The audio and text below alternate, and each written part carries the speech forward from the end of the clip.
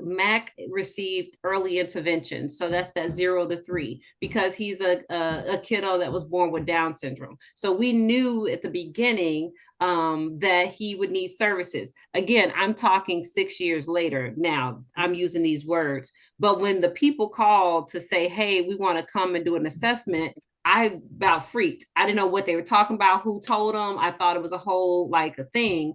And I didn't know the benefit of that.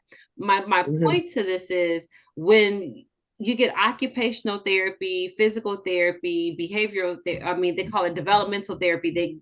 These therapists come into your home, you get about 35, 40 minutes a week, and they will come with these toys because it's play-based learning.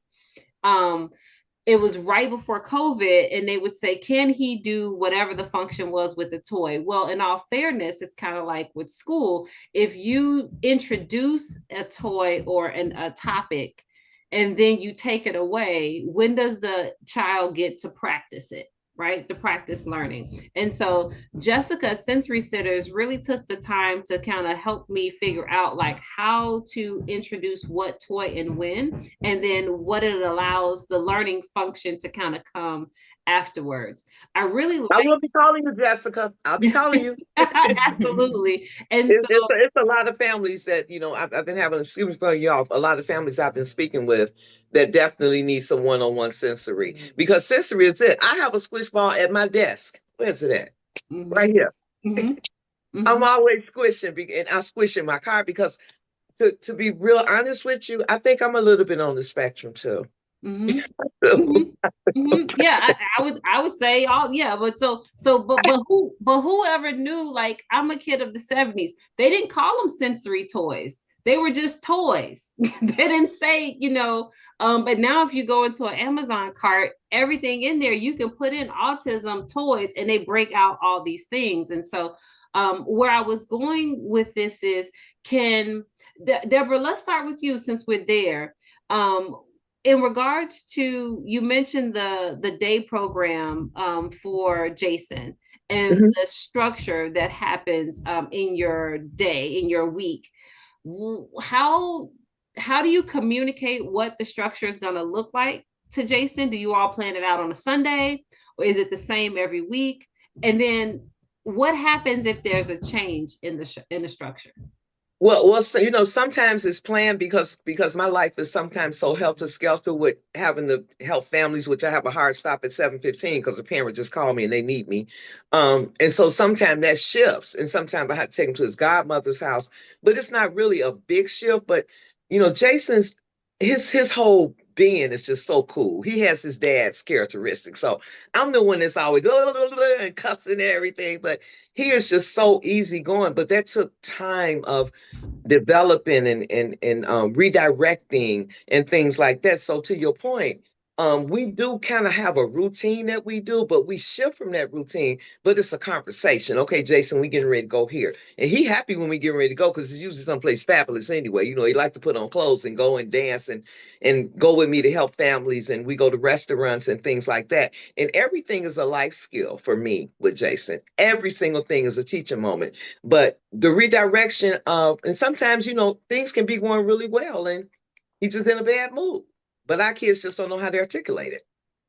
But for the most part, Jason, me and Jason's life is pretty easy breezy. Okay. Yeah. But I like that. Thank I like God. the way you said, Thank God because I have to hear so many other challenges from so yeah. many other people. When I get home, it's like, whew, thank you, Lord. Yeah, yeah. Thank you for that. Thank you for sharing that. And I like the way that you brought up like redirecting. Mhm. That's really important. It For is. everyone, resources are being shared in the chat as well. Kimberly, you had a checklist that you shared the other day. Tell us Nice. a little bit about that checklist. What was that checklist, and how can parents start to implement that as a tool? Yeah. So actually I was looking at our homeschooling journey over the last year and the kids just had their yearly evaluations at OT and speech. So I'm sure everyone knows the gut wrenching feeling you have every time you fill those out and you mark a 0, 0, 0 like 14 times. And so basically what happened is I filled that out and I'm like, listen, I know that we have hit more milestones than this paper is showing me. I know we've done a million things. And so I just wanted a way to track that. So all I did is I just sat down and I looked actually at the paper they gave me, and made an ADL like goals. Like these are the ADL goals that my children should be at. Where are they not at? Where can we start? And then I did that with actually all four of my kiddos. There's one for ADLs. I did one for speech, OT goals, developmental goals, and then just math and literacy right now because they're still so little. And just made like, these are the goals I want us to be in a year from now. Let's see how many we can meet. And it's really just an easy checklist for me. So like once a month I can check in and be like, okay, we're still not potty trained. Well, what else can I do to get him into the bathroom? Like it's a checklist so I can see this is my end goal, but what are the daily things that we can add into our schooling routine that's going to get us there, basically. And you said ADL.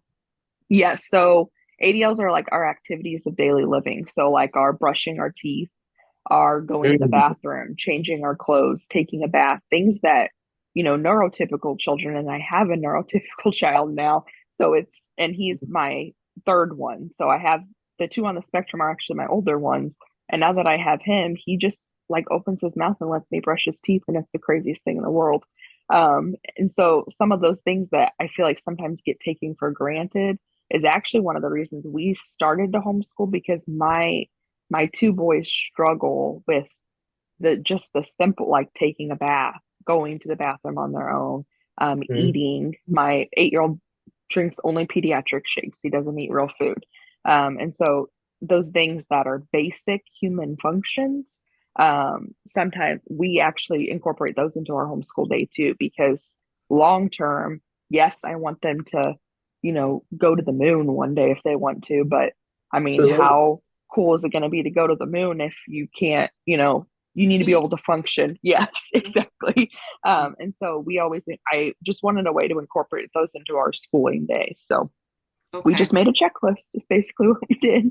And then can you share that can't wait to go checklist? see the page. I can't wait to see the page. I tell you, I'm excited. I'm excited to see. Thank you. Yeah. If you could share that checklist, we had a couple of parents, myself included, that wanted to know about it. And then we had someone ask, is that template available in Teachers Pay Teachers yet? Not yet. So I have a copy that could be uploaded, but it's completely blank.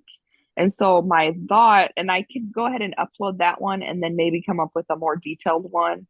Because the way that I have it set up now is it basically has like ADL goals and then a whole bunch of like blank spots for you to pick the goals and put them in, which I think would still be helpful. Eventually I would also like to make one that kind of like has the ages, and I know that's not always the best way to do it, but like what their developmental level should be at so that you just have a guide to kind of go with it too. But I could absolutely do that probably I think it will be done this week. Okay. And then if you can, for us that don't know about this Teachers Pay Teachers link, if you could share that link as well. And then everyone in the chat, we have some links that Debra shared regarding like the answer and some of the programs that they offer as well, because Debra, you all have some weekend activities that people can, I think this comes a part of that building community, right? So if we're doing homeschool Monday through Friday, or maybe you are Tuesday through Thursday, whatever that looks like, on Saturday, developing a place for the family to go, and then they can be around other children. If you want to share a bit about that. I just want to share that real quick because on Saturdays we have our program called Spectrum University, and it's from age 6 to 46. So we have 4 different classrooms, and we actually separate the students by developmental, by age. So we have like 6 classrooms because sometimes you might have a Jason in the room and his academic level is maybe a kindergarten, but I'm not going to have him in there with the kindergartens. I'm going to have him in there with the adults that actually have his same developmental stages, right? But we allow the families to bring their children's homework. We have a curriculum, and it's not just you in school all week, and then you come on Saturday, I gotta go to school again. No, we make it fun. We have music, a music and me program. We do cooking. We have boxing. And then at the same time, we have a parent group going on. So they can drop their kids off. They can go to the parent group or they can go get their nails done. They have a choice. Yeah. So it's from 10 to 1, and it's in Maywood. But we're actually, God is just opening up doors. We're actually getting ready to expand that program to the south side of Chicago and the north side as well. So that should be coming up in the spring. But I really enjoyed being here. I have to go. I will be Mia and Kimberly and anybody else that wants to call me. My number is in the chat. I do never not answer my phone. It's always on my hip. Thank you. Thanks so Bye, much. everybody. Bye. Have a good night. Okay. Okay, great. Now we have some parents. Let's use some time to ask any questions that you have in regards to additional, and you don't have to say, I'm going to homeschool tomorrow, pull them out of school, but I call it homework. They're always, I tell, like in his occupational setting, if Mac doesn't want to color, I'll say, send it home and we'll work on it more. Let us know what your thoughts and questions are.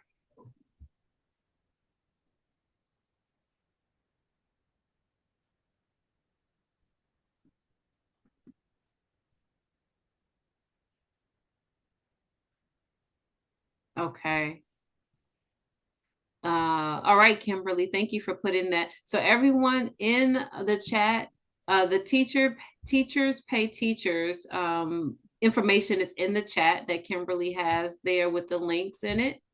And then while we are waiting on that, I want to come to you, Mia, and talk a little bit about when we get to activities. I love the reason that Mac Moves is because our learning is on the go.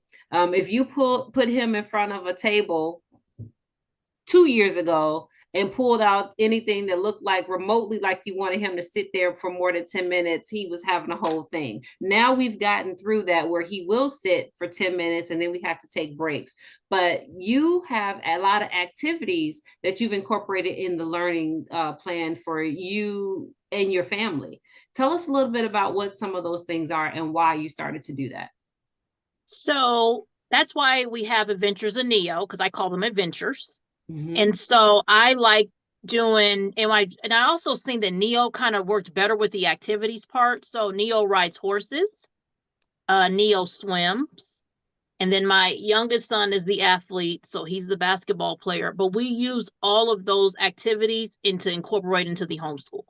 So like riding horses. So he's on the horse, but he's in a lot of obstacle courses where they're actually using math. And so you'll see on my social media, I have a lot of reels where I put them on there showing him doing math or showing him going in and out of objects and placing objects. And that's some of his OT, him grabbing things and putting it on his head and walking with the horse with it on his, riding with the horse with it on his head, and swimming has been a hard thing for Neo because of his motor skills. So it's harder for him. He don't want to use his arms like this. He don't want to make that motion. He kind of just want to be a butterfly. It's more restrictive. So, yeah. And be restrictive. Yeah. So he loves the water. He loves water parks. But learning how to actually move those arms the right proper way and putting his head in the water and using his legs. He doesn't want to actually kick his legs the right way. So we've incorporated all those activities, not only for education wise, but for his motor skills, for him to get stronger, because he's a tall, big kid, 16, but he doesn't even recognize his strength because we haven't really developed that as much. He had some OT when he was younger. But he had some OT when he was younger, but as he's gotten older, it hasn't strengthened the way I want it to. And I could say, thinking about that, when I had him in OT in speech, our journey with that was he learned better once he got around kids that were his age. So he did the therapy and I went through the therapy, but then I was like, this isn't working. So then I was a stay-at-home mom. I went back to work at my church a few days a week. So the lady at our church had a home daycare. She only had like 3 or 4 kids there. And she would call me and say, hey, Neo's eating, his real name is Nehemiah, but we like to call him Neo. That's his nickname. He said, Neo's eating sloppy joes. Neo's eating grapes. I said, what kid is that? Who ate what? He only eats 2 things here. What are you talking about? She says, no, he ate the grapes and the sloppy. I said, a sloppy joe that's in your, like he ate it with his hands? And so what I learned was when he was around other kids, he wanted to do things that the other kids were doing. So it made him kind of push towards that. So the speech and the OT were fine, but to me, when they're around other kids and those other kids are kind of pushing that for him and for them, that makes them work that much harder. Yeah. Demonstrating it makes it work so much harder. Yeah. Because, and I just seen a completely different kid once he got out of the home daycare. Yeah. Yeah, I really appreciate that. Mac, so again, we're talking COVID. So there was another kid in the house. We had a nanny part-time, and she brought her grandson when Mac was 3 months, 6 months old, because I had to go back to work and I started this new job and all the things, but I was a crazy lady, right? Because how do you leave and how do you communicate? But she brought her grandson, who's a month and like 2 days older than Mac. And so you got to see, it was almost like having a sibling in the house because they were coming up together. One of the things that I loved is the mimicking. Kimberly, talk to us a little bit about what does mimicking look like? Because you got almost a classroom, if you really think about it, at your house, a tradition.